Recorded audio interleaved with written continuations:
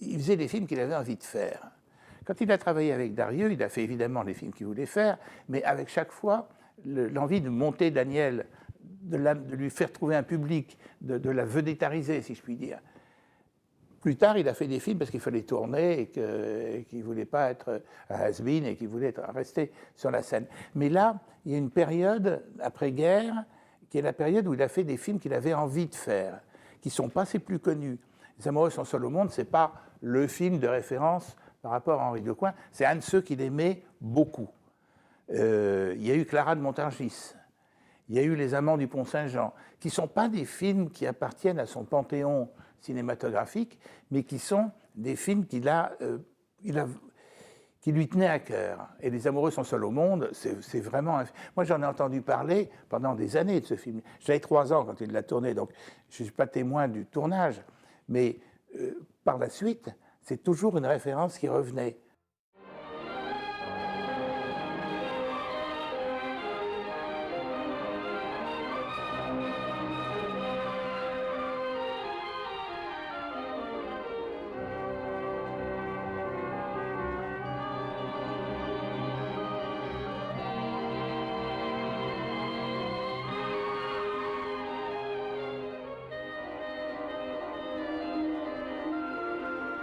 Les Amoureux sont seuls au monde, c'est complètement un film d'Henri Decoing. Mais à tout point de vue, je veux dire au point de vue du choix de l'histoire, du déroulement de cette histoire, de l'entêtement de mon père par rapport à la fin du film, parce qu'il y a eu une bagarre entre lui et les producteurs, que personne n'a gagné, c'est un match nul à l'arrivée, mais il y a une version heureuse de la fin du film et une version tragique. Et papa avait, lui, fait un choix sur la version tragique. C'est peut-être son côté, je ne crois pas au couple, ça se termine toujours mal, etc. Et les producteurs voulaient, eux, une version heureuse, parce que c'était le happy end, c'est toujours plus commercial. Et ils se sont affrontés, et il a gagné le droit de tourner sa version, à condition qu'il tourne aussi la version heureuse.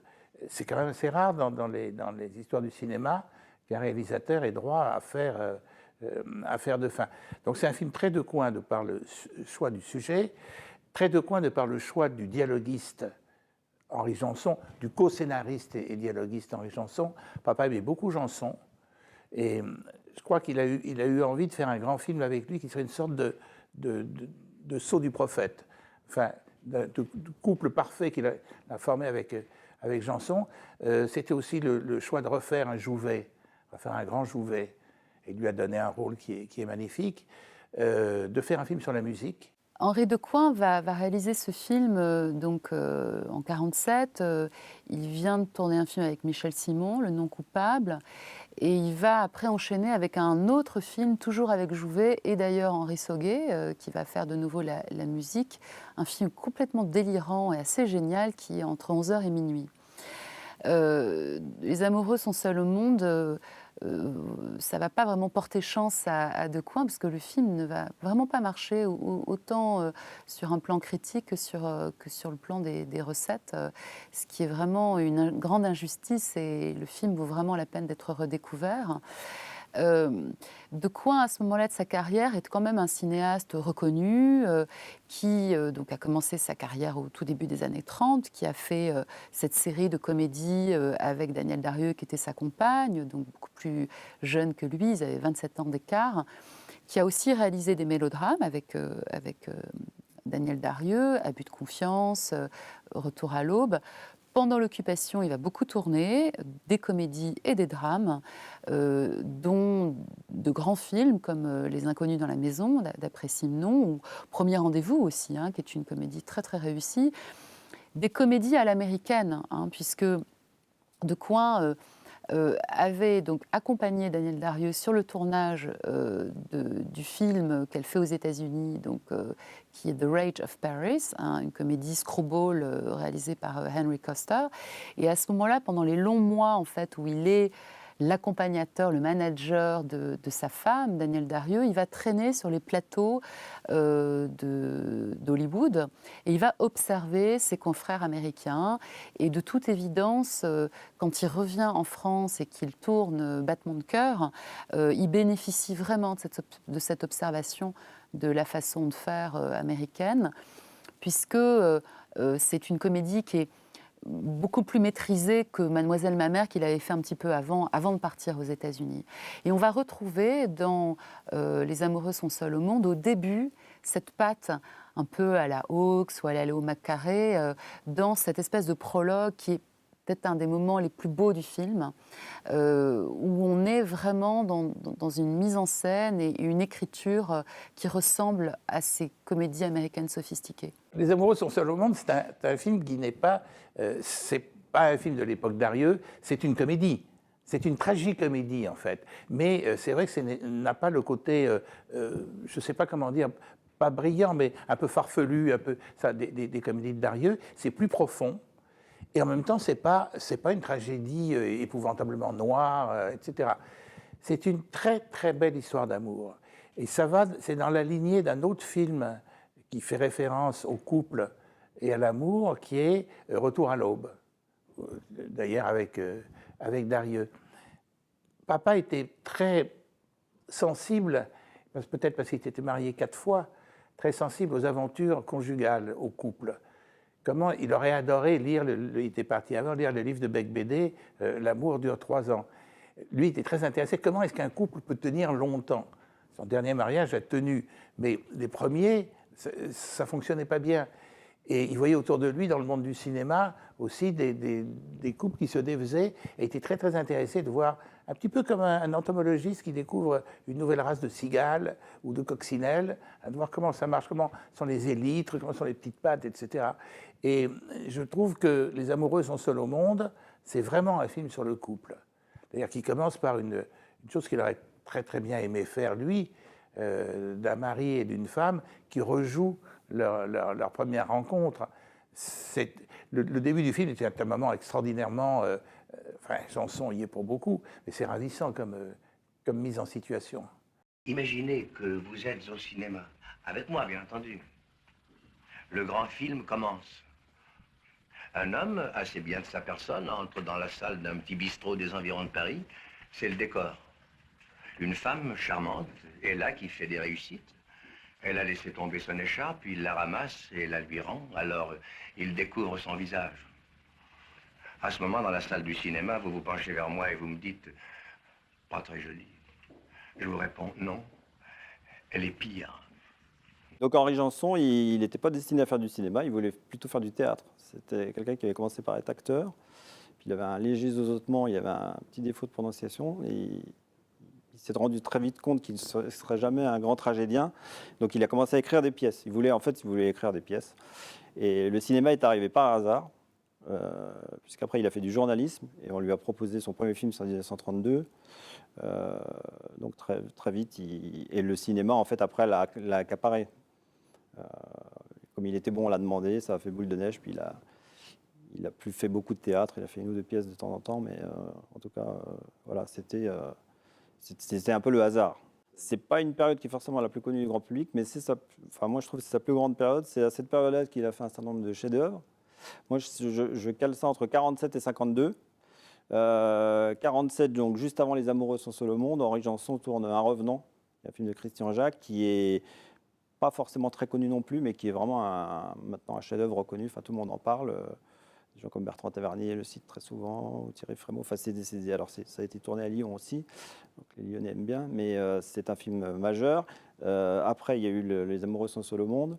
Après, il y a eu un film qui s'appelait La vie en rose, qui est pareil, un chef-d'œuvre. Tous les cinéphiles s'accordent à dire que c'est un chef-d'œuvre. Il est quasi inconnu. J'espère qu'il y aura un jour un travail sur ce film.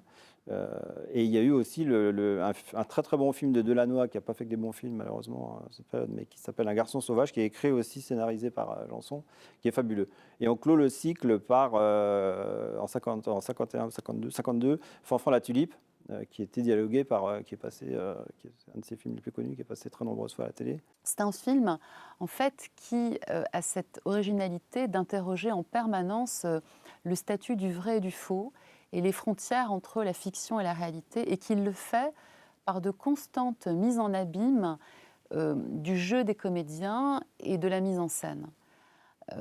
Alors au début, on a ce prologue qui met en scène des personnages qui feignent de ne pas encore se connaître et de se rencontrer. Et il y a même une espèce de double mise en abîme, puisque Jouvet, enfin le personnage, donc Georges Favier, dit à sa partenaire, imaginons que nous sommes au cinéma et que nous sommes les personnages de ce film. Voilà, donc c'est assez vertigineux. Il y a vraiment une espèce de mise en abîme comme ça, vertigineuse, et très originale. Et nous, spectateurs, quand on voit le film la première fois, on est mystifiés et on est très amusés après de découvrir cette supercherie. Et il continue après à mimer en fait les premiers émois. Et donc c'est vraiment très beau ce moment, ce prologue, qui est une espèce de parenthèse enchantée du film. Et on croit que ça va être une comédie, ce film, et en vérité, le film va petit à petit glisser véritablement vers le drame. Mais ce qui est original, c'est qu'il va glisser vers le drame, voire on peut même parler de tragédie, parce qu'à la fin, le personnage de René de Villers prend une espèce de dimension d'héroïne tragique. Mais il y a constamment des ruptures de ton, il y a toujours de l'humour, alors qu'il y a l'humour aussi d'Henri Janson. Alors avec ces fameux bons mots, il y en a pas mal des bons mots dans le film, mais bon, je trouve que ça n'étouffe pas le film, on y respire quand même dans le film. Et je crois que c'est aussi la personnalité de Decoing, qui était connu pour être quelqu'un d'optimiste et qui, comme ça, aime distiller en permanence des petits contrepoints lumineux, comiques. Je crois que Janson n'a pas été un grand scénariste, il n'a jamais prétendu l'être d'ailleurs, c'est un dialoguiste hors pair. Et moi, c'est quelqu'un que j'ai connu, parce qu'il venait souvent à la maison, et dans sa conversation, il y avait le brio qu'il avait aussi dans ses dialogues écrits. C'est-à-dire qu'à table, on riait. Il balançait des répliques qui étaient formidables. Je ne sais pas si Audiard, c'était pareil, je l'ai beaucoup moins connu, mais ça n'existe plus, les grands dialoguistes.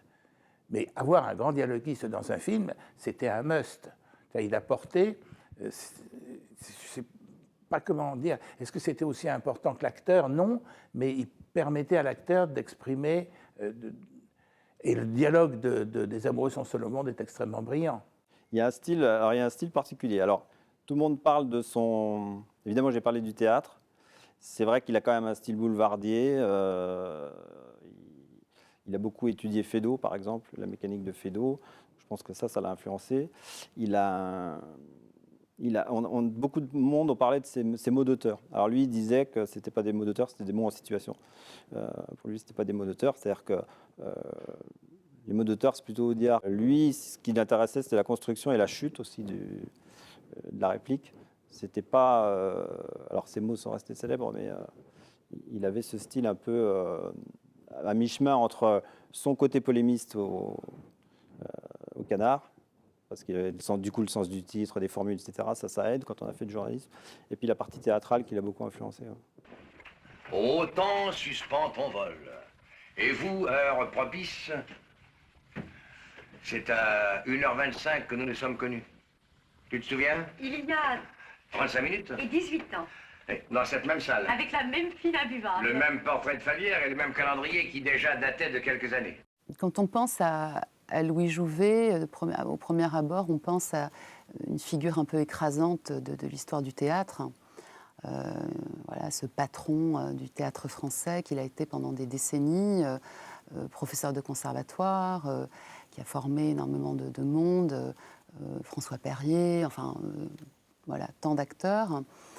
Quand on pense à lui, on pense à un homme assez autoritaire, avec une espèce de charisme comme ça, très, très évident, très imposant, avec cette diction très particulière, cette diction saccadée, heurtée, qui était un peu sa signature, qui vient peut-être d'un bégaiement. C'est ce que m'a dit Brigitte Aubert. Elle me disait, mais en fait, c'était pour masquer un bégaiement. C'est François Perrier qui raconte que quand il est jeune homme, qu'il a envie de devenir acteur, il envoie une lettre à Jouvet, Jouvet le reçoit. Jouvet lui dit, vous voulez être acteur, bon, c'est un métier, ça s'apprend, il faut apprendre à respirer. Tu vois, moi, ça fait 25 ans que j'essaie, je n'y arrive toujours pas. Donc il avait conscience de cette difficulté, et en même temps, il en a fait un atout. Donc il y a ce physique avec lequel il n'était pas très à l'aise. Hein. Donc, grande stature, visage émacié, comme ça.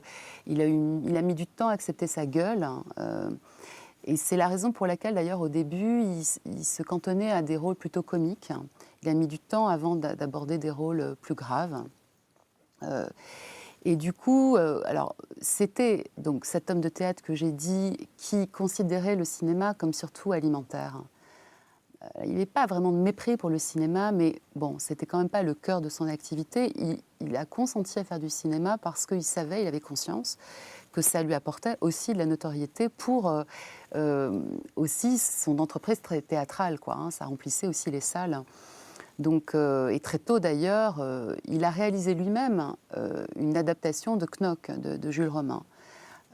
Donc, quand on regarde sa filmographie, on s'aperçoit malgré tout, même si, une fois de plus, il n'avait pas vraiment la passion du cinéma et voilà, parfois il rechignait un peu à faire du cinéma, on s'aperçoit qu'il a eu quand même du flair parce qu'il y a quand même beaucoup de grands films dans sa filmographie. Pour bien comprendre Jouvet, de ce point de vue, un certain nombre de cinématographes très connus ont fait des contresens.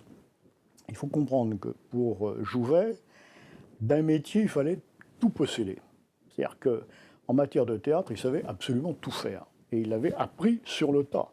C'est-à-dire qu'il avait appris le métier de régisseur, il avait appris le métier de décorateur, il avait appris le métier de costumier, il avait appris la mise en scène, etc. Et donc pour lui, le métier du cinéma en tant que tel supposait de maîtriser tous les aspects et pas simplement de venir s'asseoir pour jouer ou bien même pour réaliser un film. Donc il s'estimait, en 1933, il est né en 1887, hein, il s'estimait probablement trop âgé pour refaire tout le parcours qu'il avait fait dans le domaine théâtral. Et de surcroît, il considérait qu'il y avait une hiérarchie. Pour lui, un comédien était d'abord un comédien de théâtre, et parce qu'il était authentiquement un comédien de théâtre, il pouvait prétendre être également un comédien de cinéma. Et donc pour lui, Les Amoureux sont seuls au monde, c'est un film, j'allais dire, qu'il affectionne probablement parce que c'est un film qui repose sur de multiples rôles très, très consistants. Et c'est vraiment le genre de film que Jouvet appréciait. N'être pas le personnage, mais être un personnage parmi d'autres personnages. Et quand on regarde la distribution, et surtout quand on regarde le film, on est impressionné par le fait que les poids d'un certain nombre de rôles sont assez équivalents. Voilà. Et ça, Jouvet acceptait avec prédilection des films de cette nature. C'est immense. Pour moi, Louis Jouvet, c'est immense. J'adore les films. Alors, j'aurais aimé passionnément être plus grand. Je ne sais pas, avoir 22 ans, 23 ans, quand Jouvet était au top de son truc. J'aurais aimé parler avec lui. J'aurais peut-être pu, avec le père que j'avais, il aurait pu me présenter, quoi. On lui dit, tiens, c'est mon gamin, c'est Didier, laisse-nous parler, on est entre hommes. Bon, c'était ça, hein. Bon. Je ne pouvais pas intervenir. Mais c'est quelqu'un il joue tellement faux. Enfin, c'est faux. C'est un procédé, dit-on, mais ça, c'est une manière très polie de dire que Louis Jouvet joue très faux. Et en même temps, qu'est-ce que c'est juste? Qu'est-ce que c'est juste dans l'attitude? Reprenez Knock. Ça vous chatouille ou ça vous gratouille? Il le dit mal.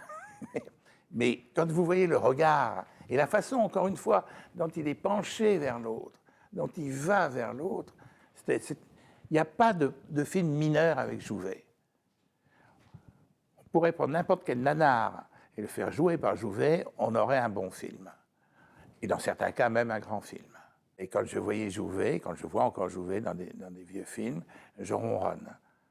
Ça me fait le même effet que Gabin aussi, mais mon ronron pour Jouvet est vraiment très très fort. Il avait en revanche, dès la Première Guerre, on avait diagnostiqué ça, et c'est ce qui lui avait valu de rejoindre les lignes arrières, il avait un problème cardiaque. C'est clair. Et il lui fallait trouver une expression, un phrasé, qui lui permette de surmonter sans difficulté cette difficulté respiratoire. Bon. Et moi, je suis très frappé par le fait que ces écrits sont faits avec une ponctuation qui défie le bon sens. Il n'y a pas de virgule, il n'y a pas de point. Il marque les interruptions de phrases selon sa propre façon de s'exprimer, pas du tout selon les indications grammaticales classiques. Voilà, donc il faut bien se dire que le bégaiement est une plaisanterie, enfin, c'est vraiment, mais que par contre il avait probablement, d'où l'expression très particulière de Jouvet, il avait probablement un problème physique qui l'obligeait à surmonter cette anomalie. Tu reconnais cette allée d'arbres? Je connais même les arbres en parlant leur nom de baptême. Ils ont été nos premiers témoins. Ce vieux boulot. Ils n'ont pas vieilli. Tu te rappelles? On a fait quelques pas sans rien dire et puis... Tiens. Voilà l'autre. Il est encore là. On s'est assis sur ce banc. Je nous revois comme si on y était. C'était... Aujourd'hui. Donc Les Amoureux sont seuls au monde, scénario et dialogue de Janson, devait s'appeler Noir sur blanc. Et c'est un scénario qui est un des rares films qui a été scénarisé par Janson, parce qu'il faut savoir que Janson faisait surtout du dialogue. Il écrivait très peu de scénarios originaux. C'était pas un bon constructeur d'histoire. Il savait pas faire. Et donc il aimait bien travailler avec un scénariste ou un réalisateur pour apporter lui la partie dialoguée. Et celui-là, c'est un des rares qu'il a écrit.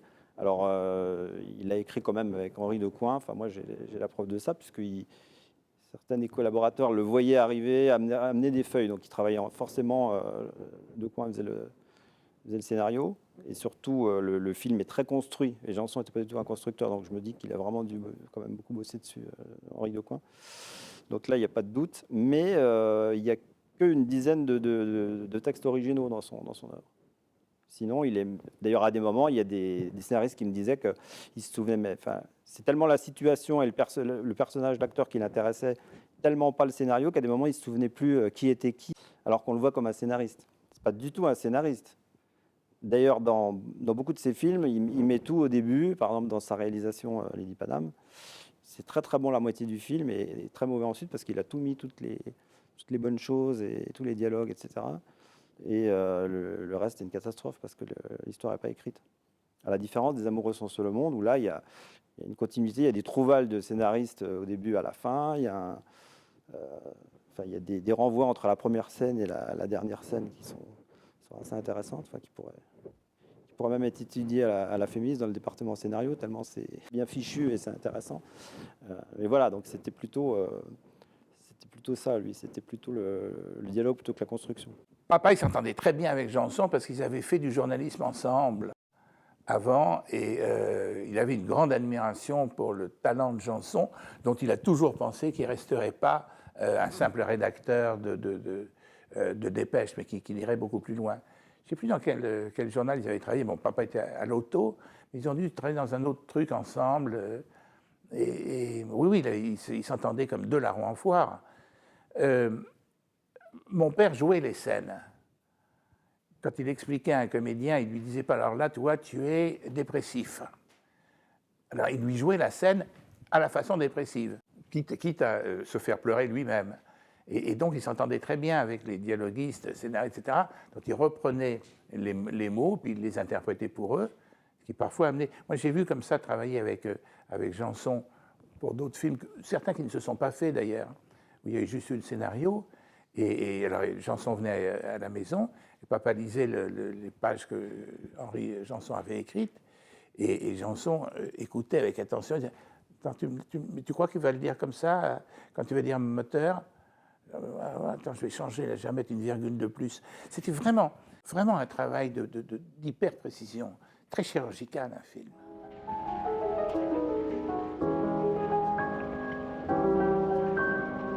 Ça n'est pas mal du tout. Il joue remarquablement. Elle joue remarquablement. C'est une femme. Non, c'est une jeune fille. Une jeune fille. Oui, écoute, elle joue bleu. Elle a de l'imagination et aussi de la sensibilité. début février 1935 dans Comédia, qui est un journal quotidien uniquement consacré aux arts. Jouvet publie une interview dans laquelle il dit il n'y a pas d'auteur dramatique. Tout ce qu'on m'envoie ne vaut rien.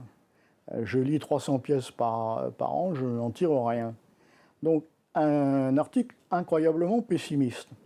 Et le 13 février, au Théâtre des Deux Masques, Janson fait une conférence.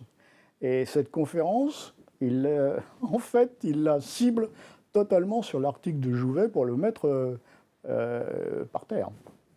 Et il proteste en disant, mais Jouvet, d'abord, il n'a rien découvert du tout. Il lui conteste même d'avoir découvert Giraudoux. Ce n'est qu'un homme qui utilise les découvertes faites par les autres, etc. En fait, il le taxe de paresse intellectuelle. Et Comédia, le surlendemain, publie, sous le titre « Un véhément réquisitoire de Janson contre Louis Jouvet », publie les bons morceaux de la conférence de Janson. Voilà comment ça a commencé. Alors, ils se connaissaient, ils n'avaient jamais travaillé ensemble. Eh ben, ils ont fait connaissance par Comédia interposé. Et ils se sont rendus compte, l'un en agressant l'autre en subissant les invectives du premier, qu'ils avaient probablement un point commun de ce point de vue-là. Alors, ils se rencontrent dans les années 30. Je n'ai pas la date exacte, mais ce qui est sûr, c'est que Janson est fasciné. Il est plus que fasciné par Jouvet. C'est un peu le comédien qu'il aurait voulu être. C'est irrationnel, c'est-à-dire qu'il l'aime. Moi, j'ai des témoignages de sa femme. D'abord, quand on allait chez eux, il y a un grand portrait. J'ai discuté avec sa femme, il y a un grand portrait de Jouvet derrière qui était encore là très longtemps après sa mort. C'était quelqu'un, quand il est mort, enfin, elle m'a dit, on était comme amputés. C'est-à-dire que c'était plus quelqu'un de la famille qu'un ami. D'autre part, Jouvet appréciait beaucoup le style de Janson. Il voulait que tous ses scénarios soient dialogués par lui. Il l'imposait au producteur. Alors des fois, ça ne marchait pas. Et alors par contre, il l'appelait Zinzin, parce que Jouvet, qui était quand même patron de théâtre, très sérieux, etc. Janson, qui courait partout, qui faisait des blagues, et c'est-à-dire qu'il était dans la vie comme il dialoguait les films. C'est-à-dire qu'il trouvait il vous disait bonjour, il avait une trouvaille marrante pour voilà. Et je pense que Jouvet, à des moments, il avait du mal à suivre. Et ils avaient une relation. Il y a Claude Autant-Lara, qui est un réalisateur, qui m'avait fait un courrier. Alors, il s'était fâché avec Janson, il y a une brouille très connue sur un film, mais il m'avait écrit dans son témoignage Janson qui était amoureux de Jouvet et Jouvet était amoureux de Giraudoux. C'était vraiment pour dire qu'ils avaient une relation fusionnelle. Il paraît que très longtemps après la mort de Jouvet, quand plusieurs amis m'ont dit ça, quand les amis de Janson évoquaient Jouvet devant lui, au bout de 2 phrases, il se mettait à pleurer. C'était un truc très très fort. Je pense qu'il n'avait pas de relation comme ça. Une espèce de filiation, d'admiration. Mais le grand moment de la relation entre Jouvet et Janson, c'est en 1939. Janson, avec une plume très vive, a publié un article pacifiste dans une revue antifasciste. Et ça lui a valu les tribunaux. Alors en juillet 1939, le tribunal correctionnel examine le cas Janson. Jouvet envoie un témoignage écrit, mais en décembre, c'est une autre affaire. Cette fois, c'est le tribunal militaire, d'exception, qui juge Janson. Et Jouvet comparaît pour défendre Janson. Et il le fait avec infiniment de brio. Donc c'était pour Janson une amitié totalement indéfectible. Parce que Jouvet a fait preuve d'un courage rare pour l'époque, en venant le défendre là-bas. Et il lui en a toujours su gré. Je ne sais pas ce que Jouvet pensait de mon père, mais je peux vous dire que mon père adorait Jouvet. Jouvet était très souvent ici, où nous sommes, parce que c'est une maison que j'ai héritée de mon père. Il a même, on ne voit pas, il y a un mur mitoyen avec une église. Et Jouvet, qui n'était pas plus croyant que papa, avait donné beaucoup d'argent pour refaire le toit de l'église, etc. Ils se voyaient tous les deux très souvent, ils étaient vraiment comme deux larrons en foire. Et leur papa avait imité Jouvet, c'était extraordinaire. Il arrivait même, je ne sais pas comment, parce qu'il était plutôt imposant de stature, alors que Jouvet est plutôt haricot vert ou fil de fer. Et mon père, quand il imitait Jouvet, arrivait à devenir comme Jouvet. Mais alors, l'imitation du procédé verbal de Jouvet était vraiment extraordinaire. Il allait voir toutes ses premières de pièces, générales de pièces, il allait voir tous ses films, et je crois qu'il le distribuait systématiquement quand il y avait un rôle masculin dans un film, ce sera Louis. Alors, allô Louis, il n'est pas libre, bon, ce sera donc un autre, mais il l'aurait mis dans tous ses films. Il y a 3 acteurs qui avaient masculins, qu'il adorait. Il y avait Jouvet, il y avait Michel Simon et il y avait Jean Gabin. C'était ces 3 étoiles. S'il avait pu faire un film avec les 3 à la fois, il aurait été le plus heureux des metteurs en scène. Il est dans un milieu qu'il affectionne, c'est-à-dire qu'il est entouré de gens qu'il connaît bien. Alors, il connaît bien Janson, évidemment, et pour cause, mais il connaît aussi un certain nombre des comédiens qui figurent au générique, particulièrement bien. Certains sont de sa troupe même. Et puis il connaît aussi très bien le musicien Sauguet, qui est son musicien depuis la mort de Maurice Jaubert à la tête de sa compagnie en juin 40. Et Sauguet est l'homme qui écrit les musiques du théâtre de Jouvet. Voilà. Donc il est en milieu connu, avec des gens qu'il aime bien. Et ça, c'est extrêmement important. Je disais tout à l'heure, une des caractéristiques des films que Jouvet apprécie, c'est des films à multiples personnages très consistants. L'autre caractéristique, c'est de se trouver dans une ambiance amicale, dans laquelle il peut avoir confiance. Et les amoureux sont tout à fait dans cette catégorie. Dans le film, Louis Jouvet incarne un compositeur de musique qui donc écrit la musique de Sauguet. Alors finalement, c'est un personnage qui est relativement proche de ce que pouvait être Jouvet dans la vie. Bon, Jouvet n'était pas du tout compositeur de musique, mais c'était quelqu'un qui avait cette aura de créateur, enfin de metteur en scène, d'acteur, d'entrepreneur aussi, chef de troupe. Ce qui est amusant, c'est qu'à un moment donné, en fait, dans le film, lorsque il rencontre pour la première fois Monel l'appelle maître. Et René de Villers, enfin le personnage joué par René de Villers, dit « Ne l'appelez pas maître, il déteste ça ». Et c'était le cas de Jouvet, qui préférait qu'on l'appelle le patron. Donc voilà, il y a une espèce de proximité entre le Jouvet dans la vie et le compositeur qu'il incarne.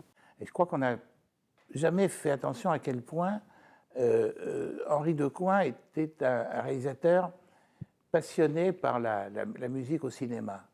Peut-être parce que lui, il avait commencé à faire du cinéma au temps du muet.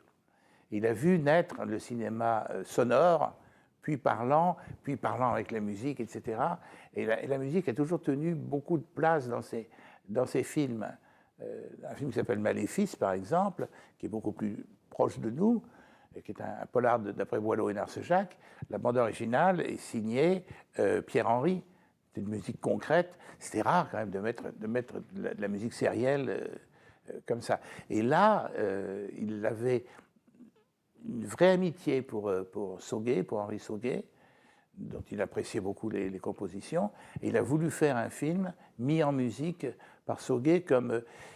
Je crois que s'il avait vécu plus longtemps, il aurait fini par faire comme Demy avec Michel Legrand, c'est-à-dire par créer une association cinéaste-musicien. C'était un poste qui n'était pas du tout de la musique au maître, comme on a un petit peu... Aujourd'hui, quand on entend des films, d'ailleurs elle est trop envahissante, la musique, c'est plus de la musique, ce sont des sons harmonieux. Mais là, dans Les Amoureux sont seuls au monde, c'est un film sur un compositeur, sur une interprète. C'est un film dont le milieu est quand même le milieu de la musique et la présence de Sauguet est très importante. Et moi, j'adore la chanson de... J'arrive pas à la fredonner. Elle est compliquée, ce qui montre bien que c'est d'un grand compositeur, mais c'est une très très jolie musique. Le compositeur du film, Henri Sauguet, qui apparaît dans le film sous les traits du chef d'orchestre, hein, qu'on voit dans cette scène centrale du film, Henri Sauguet, donc, est né au début du siècle dernier. Il est né à Bordeaux. Assez rapidement, il va monter à Paris. Il était très admiratif d'Erik Satie et il a rencontré Darius Milhaud qui lui a fait rencontrer Satie. C'est un compositeur qui a eu beaucoup de succès en fait dès les années 20 et qui dans les années 40 au moment du film est un compositeur très en vue, qui est assez mondain d'ailleurs, qui évolue dans le tout Paris de l'époque.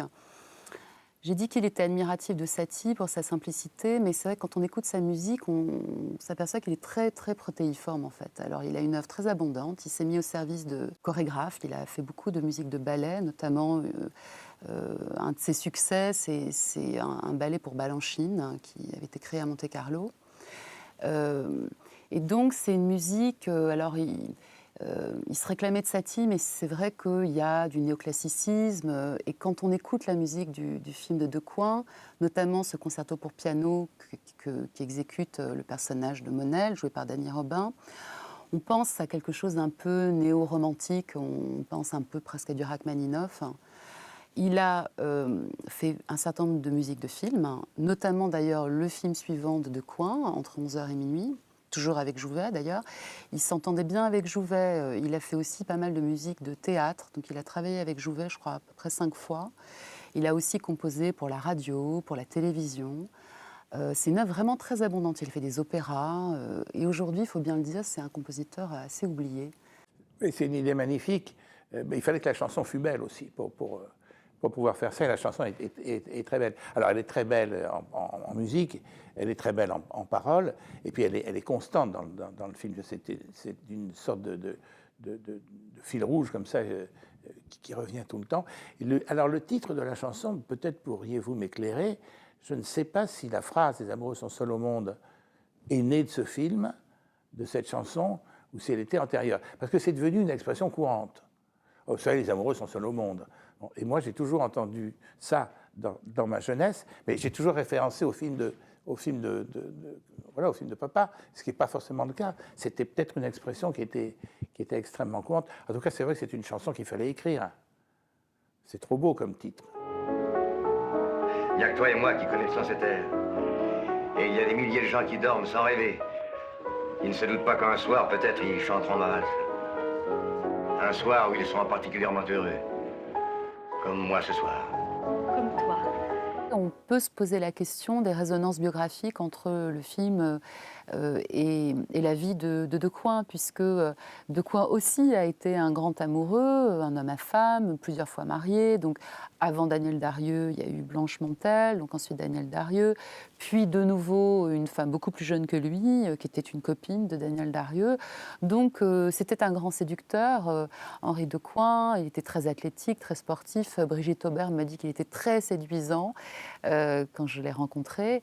Donc on peut penser que ce scénario écrit par Janson le touche aussi Decoing, parce que c'est un film qui pose la question de la pérennité de l'amour, de est-ce qu'un couple peut durer, et puis qui pose la question de la différence d'âge aussi, hein, entre cet homme qui tombe amoureux de cette jeune femme. Donc oui, les résonances biographiques, elles existent entre Decoing et le film. Ouais. Je pense qu'il y a l'autoportrait de Decoing et l'autoportrait de Jouvet aussi, puisque Jouvet avait aussi une vie amoureuse assez compliquée, avec aussi une femme, et bon, c'est quelqu'un qui partait faire des tournées à l'étranger avec des actrices. Enfin, on savait qu'il y avait des choses qui se passaient aussi. Je pense qu'il a il a traité les deux. Enfin, je pense que Decoing ça a dû lui faire écho, et du coup, ils ont développé cette partie-là tous les deux, mais je pense que ça vient un peu des deux. Parce que Janson se nourrissait beaucoup de la vie de Jouvet, de ce que pensait Jouvet. En fait, quand il écrivait pour un acteur. Et d'ailleurs, il demandait, quand il devait faire le dialogue, pour quel acteur, avant d'écrire le dialogue. Ça, c'est assez étonnant, quoi. Dans la vraie vie, si je puis dire, mon père a quitté ses femmes pour des raisons qui étaient à chaque fois des raisons qui étaient indépendantes de sa volonté à lui. Lui n'a pas divorcé. Ce sont les femmes qui sont parties. Donc, elle ne pouvait pas vraiment lui en vouloir. Donc à partir du moment où il disait « mais cocotte, si tu ne peux plus rester avec moi, ben oui, mais je t'aime quand même », il pouvait les réinviter à dîner, etc. Et le fait de les mettre ensemble était quelque chose de... Est-ce que c'était une mise en scène? Est-ce qu'il se faisait un film sans caméra, sans pognon ni caméra, comme chantait Nougaro? mais c'était en tout cas des moments qui étaient des moments très, très intenses et toujours sans ambiguïté. Et puis, il y avait chez mon père, ça se voit dans le film, là encore, il est très proche du personnage de Jouvet. Je pense au coup de téléphone final, j'essaie de ne pas trop en dévoiler, mais ce que Jouvet dit à la fin du film sur le bonheur qu'il veut donner à sa femme, il va l'emmener à la montagne, etc. Ça va être bien, il va se retrouver avec elle. C'était quelque chose que mon père vivait tout le temps, ça. Dis donc, autre chose. J'ai décidé de quitter Paris pendant quelque temps. Eh ben, naturellement, je t'emmène. Vendredi matin, nous serons dans la neige, au Val d'Isère. Ce sera merveilleux. Qu'est-ce que tu dis de ça, mon petit Ludo? Hein? Avec qui? Comment avec qui? Voilà une question. Avec Sylvia? Oui, mettons un rappel de lune de miel. Tu le pensais tout de même pas que je serais parti sans elle, non? Henri Decoing, c'est un réalisateur qui est considéré comme un réalisateur très efficace, qui est d'une certaine façon un classique. Quand on regarde Les Amoureux sont seuls au monde, on voit une mise en scène qui... Il ne se regarde pas filmer Decoing. Donc il y a une mise en scène qui est très fluide, qui s'efface au profit du récit, mais qui est en même temps très élégante. Et il y a des vraies idées quand même de réalisateurs. Il y a donc le raccord dont j'ai parlé, mais par exemple aussi ce moment où Renée de Villers regarde ce paysage de coraux et elle dit « si mon mari ne m'aime plus, je changerai de paysage ». Et on rentre à ce moment-là dans le paysage de coraux et puis il y a un raccord qui se fait sur un flou et on voit à ce moment-là l'appartement de Jouvet, enfin on voit Jouvet qui rentre dans l'appartement. Il y a aussi... ces plans sur les mains de Jouvet et de Monel. Jouvet donc, est en train de donner des cours à Monel et on peut percevoir à ce moment-là peut-être des liens amoureux qui se nouent avec ces deux paires de mains. Donc il y a plein d'idées de mise en scène. Je pense aussi à ces plans subjectifs lorsque les deux personnages rentrent à Paris et qu'on a leur voix off qui raconte leur histoire, qui se renvoie en fait. Il y en a une espèce de ping-pong en fait. Un commence une phrase, l'autre la continue, et c'est une façon de rendre perceptible l'harmonie de leur couple aussi à ce moment-là. Ils sont à égalité, ils sont en parfaite osmose, en parfaite symbiose, et il y a une espèce de dynamisme dans l'image à ce moment-là. Ils parcourent comme ça les rues de Paris, et ils se rejouent leur début, puisqu'à un moment donné... Ils racontent qu'ils étaient tellement pris dans leur émoi qu'ils manquent se faire renverser par une voiture. Et donc, de nouveau, là, ils manquent se faire renverser par une voiture. Donc, oui, chez Decoing, il y a plein d'idées de mise en scène. Et donc, c'est un cinéaste qui est en train d'être redécouvert. Bertrand Tavernier, notamment, l'aime beaucoup. Et il contribue fortement à faire en sorte qu'on réévalue ce réalisateur. Il culpabilisait toujours en disant qu'il ne rendait pas les femmes de sa vie aussi heureuses qu'elles méritaient de l'être. Et je trouve que dans l'attitude que Jouvet a vis-à-vis l'amour qu'il porte, un amour un peu brutal, il ne lui dit pas « mais je l'aime, mais je t'aime, je t'aime ». Il aurait tendance à dire, comme c'est le grand mot de mon père, « mais oui, imbécile », qui était un mot d'amour dans sa bouche à lui. Mais la scène finale, j'ai parfois l'impression de voir en filigrane mon père jouer la même chose par rapport à sa propre femme. On va aller à la montagne, au bord de la mer, ou peu importe. Je vais me consacrer à toi pendant 3 jours. Ça sera peut-être ça sera peut-être seulement une journée, enfin au moins 1 heure. Mais il y avait cette volonté de rendre l'autre heureuse. Et c'est pour ça que ce coup de téléphone final, alors qu'il y a une autre particularité, c'est qu'il est donné avec un téléphone noir. Or, mon père avait décidé que dans ses films, comme aux États-Unis, les téléphones devaient être blancs. Le fait que le téléphone soit noir, c'est presque aussi un signe du... Je coupe les pattes de Coccinelle en 1936, mais je sais qu'il était très attaché aux symboles, aux petits détails, etc. C'est quelque chose d'assez funèbre. Ce téléphone, il est triste. Allô? Allô, Ludo? Ludo? Ludo, mais réponds-moi, mais qu'est-ce qui se passe? Allô, Ludo? Ludo, réponds-moi! Qu'est-ce qu'il y a? Alors je crois que les producteurs à l'époque se sont alarmés de cette fin très pessimiste, notamment je crois pour le territoire canadien.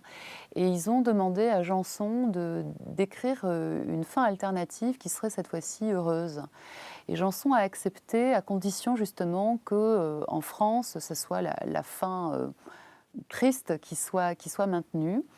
Et alors c'est quelque chose qui fait penser évidemment à cette double fin de La Belle Équipe de Duvivier, bon, dans les années 30. Janson a été très courroucé parce qu'en vérité, s'est aperçu que sur le territoire français, on proposait les deux fins aux spectateurs. Et je crois qu'à ce moment-là, il a intenté un procès. Il était vraiment, vraiment énervé et il n'a pas voulu que le film soit exploité. Alors ça, c'est quand même assez étonnant, surtout dans la façon dont ça s'est passé, parce que des films qui ont deux fins, il y en a eu pas mal. Enfin, la plus connue en France, c'était La Belle Équipe. Là, ce qui était quand même incroyable, c'est que donc Janson et Decoing voulaient cette fin, qui est la fin la plus vue, qui est la fin dramatique. Et les producteurs du film, alors apparemment, c'était parce que les ventes à l'étranger s'en ressentiraient, mais voulaient qu'il y ait une fin positive. Ce qui est étonnant, c'est que Janson a accepté d'écrire une fin positive, parce que ça lui ressemble pas.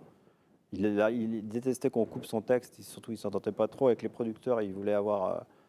En général, il avait le final cut, et là, il a écrit cette fin positive. Et ce qui est plus étonnant, c'est qu'à la fin, il y a eu comme une espèce de...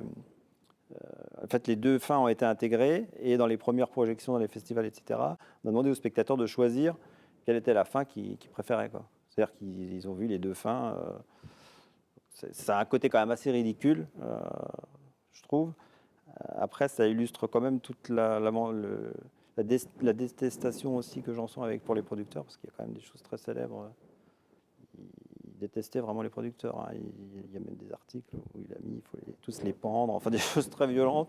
Je trouve qu'une des beautés du film, c'est la façon dont Decoing termine en fait cette histoire par un épilogue qui revient dans les lieux du prologue. Alors à une saison différente, donc le prologue était baigné dans cette lumière printanière, et là, dans l'épilogue, on est dans une lumière hivernale, on est dans un ton élégiaque.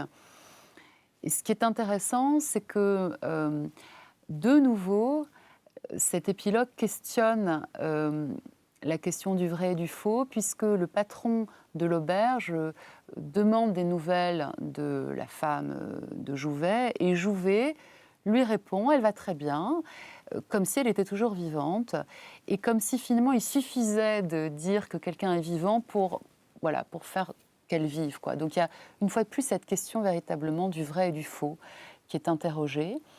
Il y a aussi la question du temps qui est interrogée dans cet épilogue. Il y a cette horloge qui apparaissait dans le prologue que Jouvet a détraquée.